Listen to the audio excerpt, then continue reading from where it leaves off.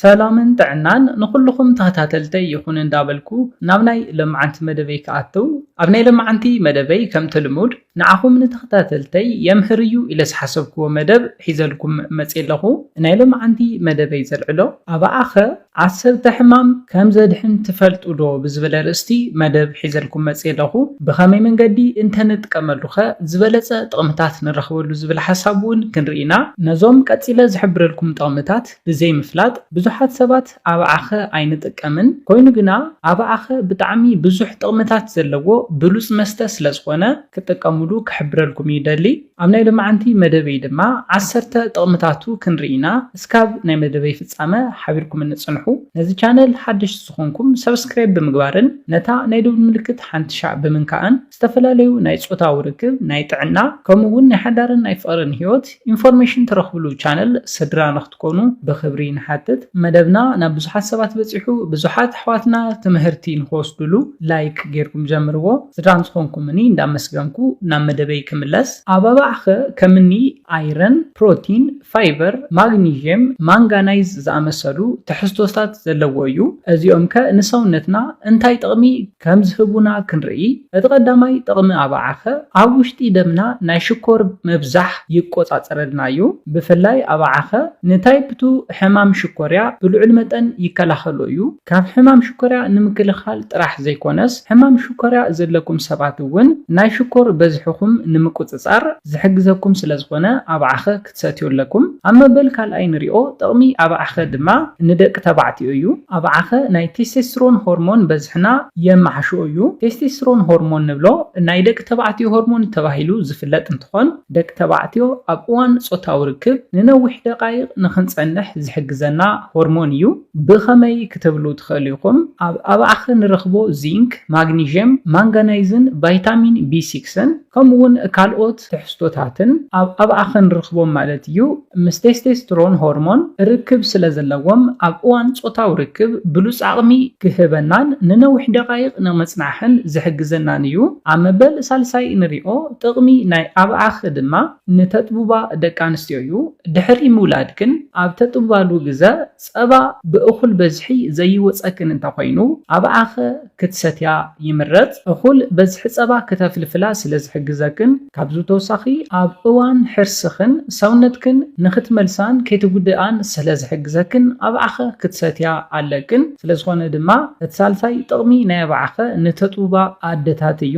ኣብ መበል ራብዓይ ንሪኦ ጥቕሚ ኣብዓኸ ድማ ንናይ ልብና ጥዕና ዝህበና ጥቕሚ እዩ። ጨዋዳታት ልብና ጥዕንኦም ዝሓለውን ተረርትን ንክኾኑ ልብና ብእኹል በዝሒ ደም ናብ ኩሉ ሰውነትና ንኸብፅሕን ልዑል ጥቕሚ ከም ዝህበና ክትፈልጡ ኣለኩም። ነዚ ናይ ልብና ጥዕና ድማ እኹል ኣብዓኸ ክትሰትዩ ኣለኩም። ኣብ መበል 5 ንሪኦ ጥቕሚ ኣብዓኸ ድማ ንቆርበትና ዝህበና ጥቕሚ እዩ።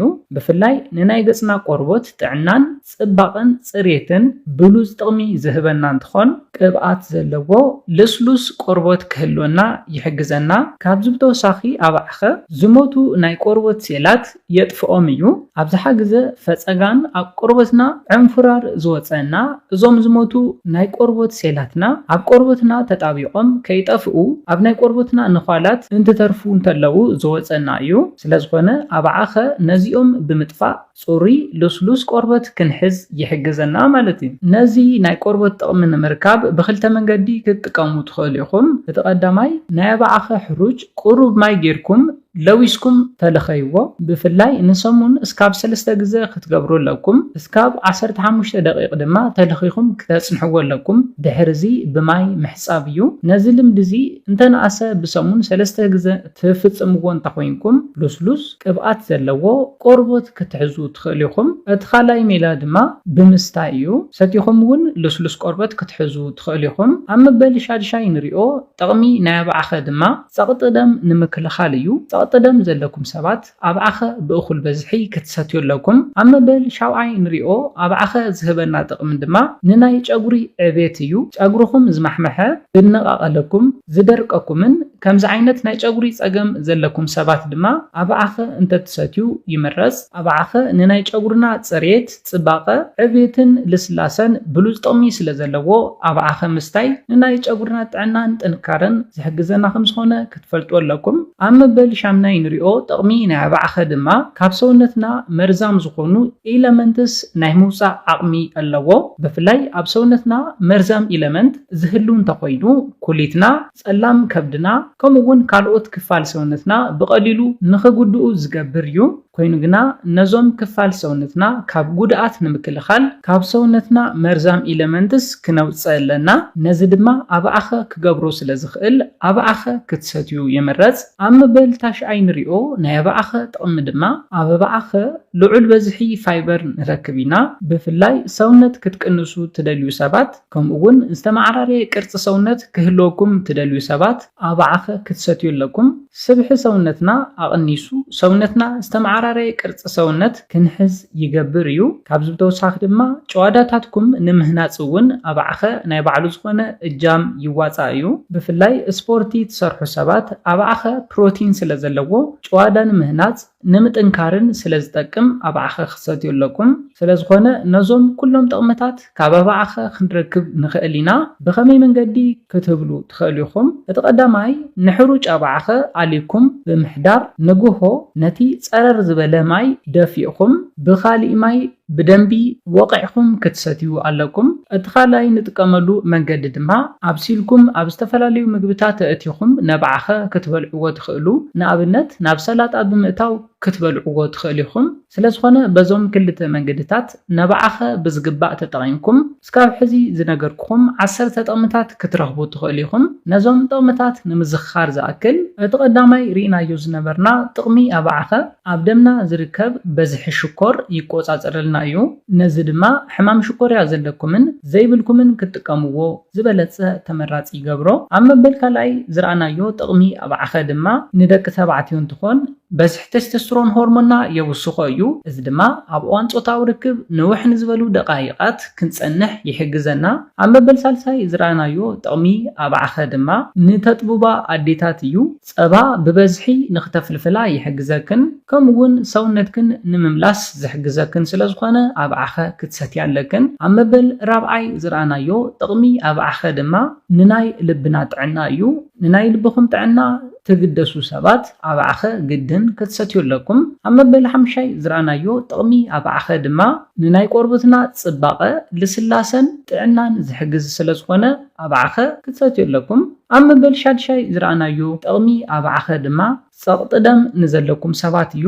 ፀቕጢ ደም ዘለኩም ሰባት ኣባዓኸ ክትሰትዩ ኣለኩም። ኣብ መበል 7ይ ዝረኣናዮ ጥቕሚ ኣባዓኸ ድማ ንፅባቐ ዕቤት ጥዕናን ጨጉርና እዩ።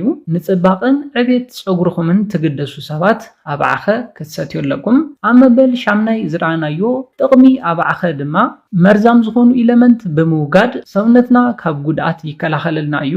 ኣብ መበል 9ይ ዝረኣናዮ ጥቕሚ ኣባዓኸ ድማ ኣባዓኸ ፋይበር ስለ ዘለዎ ዝተመዓራረየ ቅርፂ ሰውነት ክህልወኩም ትደልዩ ሰባት፣ ስብሒ ካብ ሰውነትኩም ክተጥፍኡ ሰውነት ክትቀንሱ ትደልዩ ሰባት ኣባዓኸ ክትሰትዩ ኣለኩም። ኣብ መወዳእታ ዝረኣናዮ ጥቕሚ ኣባዓኸ ድማ ስፖርቲ ንትሰርሑ ሰባት እዩ። ጨዋዳታትኩም ቀልጢፍኩም ንምህናፅ ኣባዓኸ ክትሰትዩ ኣለኩም። ኣባዓኸ ፕሮቲን ስለ ዘለዎ ጨዋዳታትና ቀልጢፍና ንምህናፅ ዝሕግዘና እዩ።